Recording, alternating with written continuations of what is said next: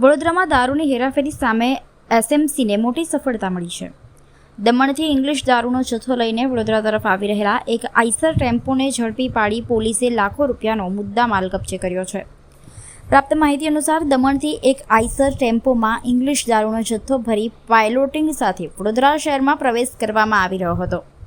દરમિયાન એસએમસીને મળેલી ચોક્કસ બાતમીના આધારે ટીમ સતર્ક બની હતી. બાતમીના આધારે એસએમસીની ટીમે એટલાદરા વિસ્તારમાં સ્વામિનારાયણ મંદિર નજીક વાહનનો પીછો કરી આઈસર ટેમ્પોને અટકાવ્યો હતો. તપાસ દરમિયાન ટેમ્પોમાંથી મોટી માત્રામાં ઇંગ્લિશ દારૂનો જથ્થો મળી આવ્યો હતો. પોલીસે ટેમ્પાના ચાલકની અટકાયત કરીને વધુ પૂછપરછ હાથ ધરી છે. દરોડા દરમિયાન અંદાજે 25 લાખ રૂપિયાનો ઇંગ્લિશ દારૂ તેમજ આઈસર ટેમ્પો સહિત કુલ આશરે 35 લાખ રૂપિયાનો મુદ્દામાલ કબજે કરવામાં આવ્યો છે. સમગ્ર કાર્યવાહી બાદ આરોપી અને મુદ્દામાલને આગળની કાયદેસરની કાર્યવાહી માટે અટલાદરા પોલીસને સુપરત કરવામાં આવ્યા છે.